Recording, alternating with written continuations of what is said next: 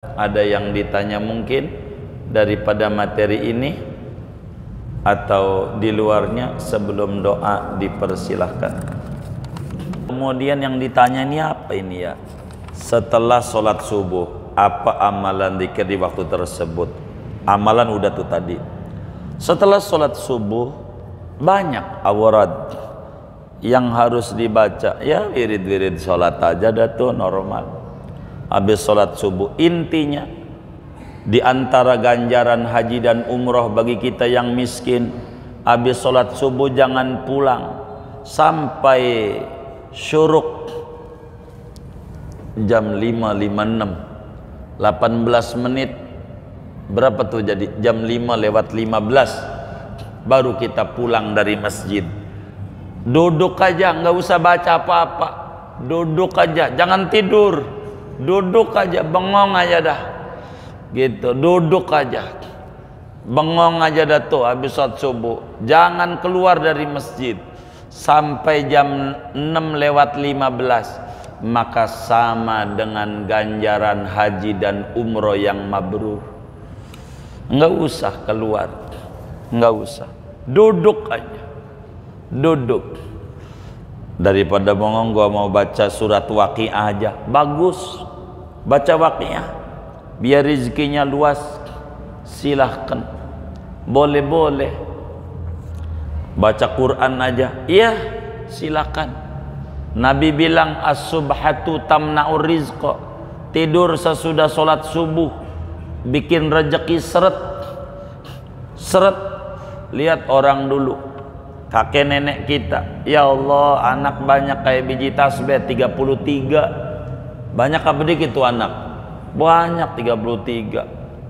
Begitu sekolah kagak, apa kagak, tapi bisa ninggalin warisan, bisa ngegedein anak karena ngikuti Rasulullah.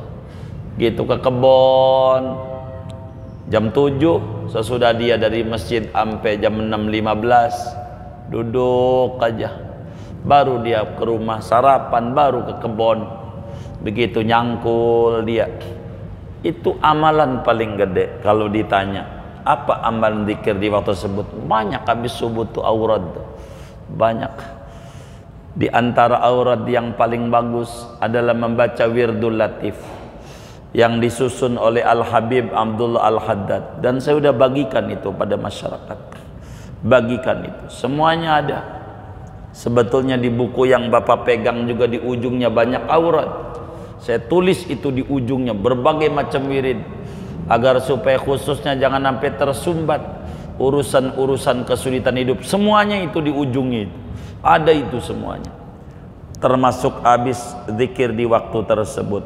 Kurang lebih ini yang saya bisa jawab dari hamba Allah ini, berbicara sebelum adzan subuh, antara waktu adzan dengan iqamah subuh dan setelah sholat subuh. Intinya ini adalah hal-hal yang sangat luar biasa, yang manfaatnya besar.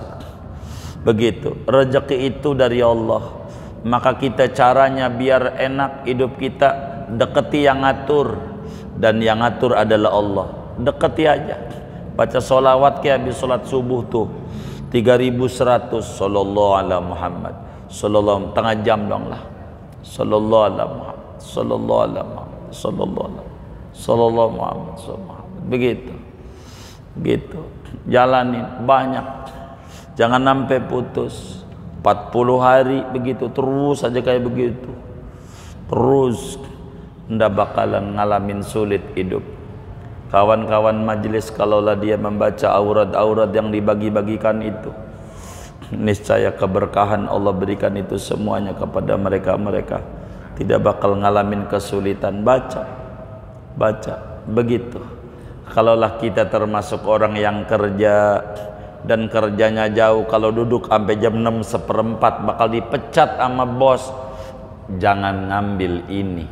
Maka kita harus jalan, zikirnya sambil jalan saja, sambil naik mobil disupirin, orang bawa sendiri udah nyetir aja sambil gas, sallallahu Muhammad, sallallahu, bisa. Banyak amalan kalaulah kita termasuk orang. Tapi kalau kita termasuk orang yang sudah pangkatnya MC, momong cucu, udah pensiun, udah zikir dah. Mau ngapain? Nggak mau ibadah. Begitu udah pangkatnya pengacara, pengangguran, sok banyak acara, padahal kagak ada juga, nganggur juga. Udah zikir aja sebelum adzan subuh. Berarti namanya masih waktu sahur, waktu dini hari. Di dalam Al-Quran Allah subhanahu wa ta'ala menyatakan wabil asharihum yastaghfirun, dan di waktu sebelum subuh mereka itu pada memohon ampun. Begitulah akhlaknya hamba-hamba Allah yang saleh, hamba-hamba Allah yang mengerti. Sebelum adzan subuh banyak beribadah. Bahkan Allah subhanahu wa ta'ala di dalam kitab Sahih Muslim, Nabi bersabda, yanzilu rabbuna fi sulusil lailil akhir. Allah subhanahu wa ta'ala menurunkan rahmatnya di sepertiga malam yang terakhir. Di sepertiga malam yang terakhir Allah bertanya, hal min mustaghfirin, adakah yang memohon ampun kepadaku? Fa'aghfirullah, ku ampuni dia punya kesalahan, tak peduli sebanyak apa dia punya dosa. Hal min sa'ilin, adakah yang meminta bantuan kepadaku? Fa'u'tiyah, akan aku berikan permintaan yang dia minta kepadaku. Hal min da'in fa'ajibalah, adakah orang yang berdoa, maka akan aku ijabah apa saja yang dia minta kepadaku.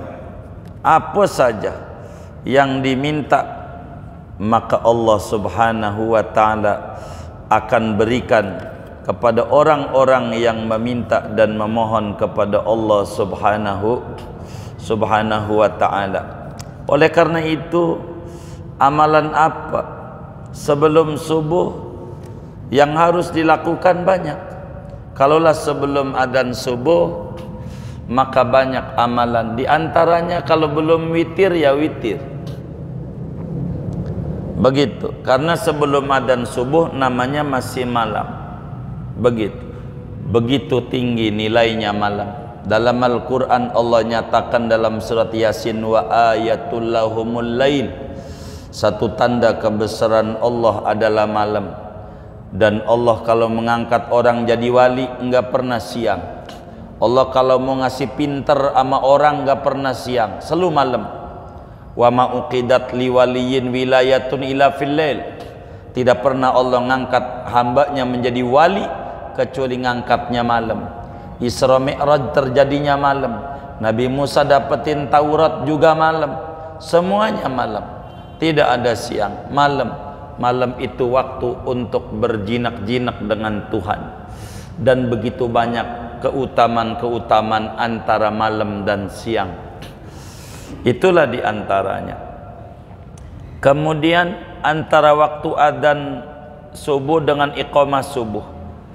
Jadi sesudah qabliyah subuh atau sunnah fajar, apa yang harus dikerjakan? Maka yang dikerjakan adalah solat sunnah fajar, atau bahasa kitanya biar gampang, qabliyah subuh. Kata Nabi, rakaatal fajri khairun minad dunya wa ma fiha. 2 rakaat solat sunnah fajar maknanya qabliyah subuh. Sesudah terbit fajar itu maknanya subuh. Maka itu lebih baik daripada dunia dan isi-isinya. Orang punya kontrakan 10 masih miskin dia, masih gedean ganjaran kalau kita solat qobliyah subuh, atau bahasa lainnya solat sunnah fajar. Bacaannya apa? Agar supaya sehat dohir batin kita, maka bacaannya adalah rakaat pertama alam nasrah dan rakaat kedua alam tara. Dalam Ihya Ulumuddin Imam Ghazali meriwayatkan hadis, man qara'a alam wa alam lam yusibhu alam. Siapa orang solat qabliyah subuh bacanya alam nasrah lalu alam taro rakaat 2-nya, maka tidak terkena penyakit berbahaya, stroke, ginjal, ambeien, tetek, bengek, enggak ada. Kalau dia bacanya itu, tahu tetek bengek, Ini bahasa Betawi nih, apa itu tetek bengek? Tapi saya sering dengar. Maksudnya segala macam dah. Begitu kan, kira-kira begitu ya kan? Begitu. Itu begitu. Itu qabliyah subuh. Begitu, atau antara adzan subuh. Dan ini waktu mustajab. Waktu mustajab. Antara ini nih, mustajab sekali. Kita minta apa aja. Ada seorang sahabat murung, mukanya murung. Ditanya, kenapa Anda? Mabik, ada apa dengan engkau? Mukamu kusut, rambutnya acak-acakan kayak begitu. Nampaknya kulihat kau ini sufi, sulit finansial. Sufi. Dia jawab, ya Rasulullah, inna dunya atbarat alayya. Dunia kayaknya musuhan banget amanah. Duit amanah musuhan banget. Ya Allah, susah banget. Susah, nggak ketemu. Puyeng. Kata Nabi, kau tak baca itu tasbihnya malaikat yang kalau kau baca dunia bakal datang sama engkau. Engkau hidup akan penuh kesuburan dan keberlimpahan rezeki. Kau tidak bakal terinfeksi, saluran keuangan enggak tersumbat dan enggak mampet pet kagak. Kata dia, bala ya Rasulullah, iya mau. Kata Nabi, qul, baca ente sebelum sholat subuh, habis adzan subuh, baca subhanallah wa bihamdihi subhanallahil azim astaghfirullah 100. Kau baca 100. Fakultuhunna, lalu saya baca itu. Tidak berapa lama lagi, alhamdulillah, dunia kayaknya jinak banget. Ini ternyata wirid ini pelet ternyata. Enggak musuhan tuh dunia. Dagang mulailah kelihatan geliatnya. Maka dibacalah oleh para sahabat-sahabat Nabi. Maka hijrah dari Mekah ke Madinah yang tadinya enggak punya apa-apa bisa punya lantaran membaca tasbihul malaika. Subhanallah wa bihamdihi subhanallahil azim astaghfirullah 100. Waduh, kita pengen baca itu, mana qomatnya lagi 5 menit dari adzan, baru 2 udah qomat. Ya musuhan lagi 100. Kalau nggak keburu ya habis sholat subuh dah, nggak bisa. Kalau di Arab mau sejam antara adzan subuh tuh ama itu lama. Kalau di Mekah lama, keburu wirid segala macam yang Nabi ada lama. Kalau kita pengurus masjid pengennya lama, tapi diomelin sama jamaah, "Woi, lama ini, qomat aja nih." Begitu gitu. Begitu. Mana lagi auratnya yang dibaca oleh Rasulullah sallallahu alaihi wasallam? Ada banyak auratnya. Begitu. Sayyidina Umar dulu dah sebelum doa Nabi, ya Hayyu ya Qayyum la ilaha illa anta 40 kali biar hatinya hidup. Itu begitu yang harus dikerjakan. Mana lagi yang harus dikerjakan? Rasulullah sallallahu alaihi wa alihi wasallam kalaulah apa namanya itu habis sholat qobliyah subuh, doa Nabi, doa Nabi doa.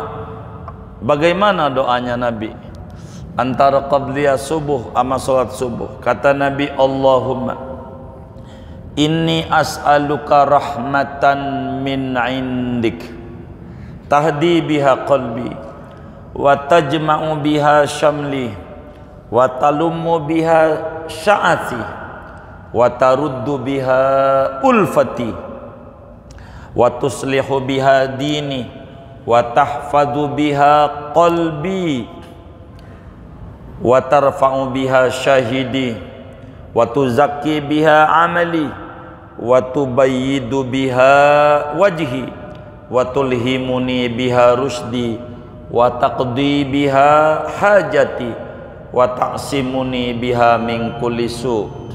Allahumma inni as'aluka imanan khalisan daiman yubashiru qalbi wa yaqinan sadiqan hatta a'lama annahu lan yusibani illa ma katabtahu alai wa raddini bima qasamtahu li.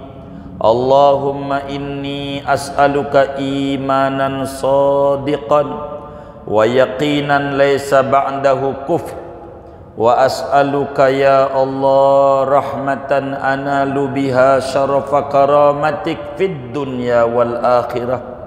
Allahumma inni as'aluka al-fawza indal liqa wa sabra indal qada wa manazil syuhada wa aisas su'ada wa nasra 'alal a'da wa murafaqatal anbiya.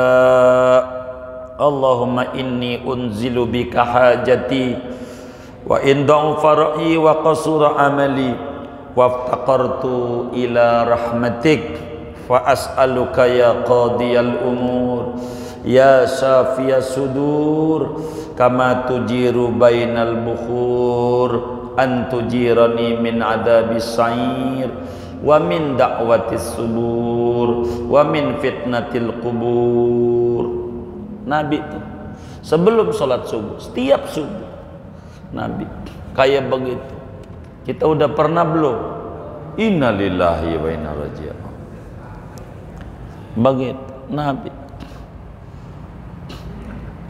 doa sebelum sholat subuh. Kurang lebih saudara ini yang saya bisa jawab dari yang ditanya ini. Wallahu a'lam bishawab. Sudah segini aja dah. Kita baca Fatihah. Duduk-duduk kita di majelis ilmu. Mudah-mudahan Allah Subhanahu wa taala berikan kita semua limpahan barokah. Umur kita barokah, usaha kita barokah, rezeki kita barokah, keluarga kita barokah, anak keturunan kita barokah, teman-teman kita barokah, lingkungan kita barokah. Allah beri kita semua barakah dunia dan barakah akhirat. Amin. Al-Fatihah.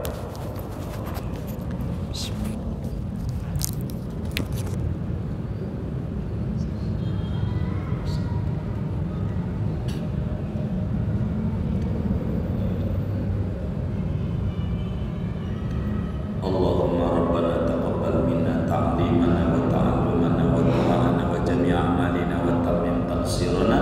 Ya Allah, ya Allah, ya Allah, ya Allah, ya Allah, ya Rahman Rahimin. Sallallahu wasallam ala khairil Muhammadin wa ala alihi washabihi ajma'in walhamdulillahi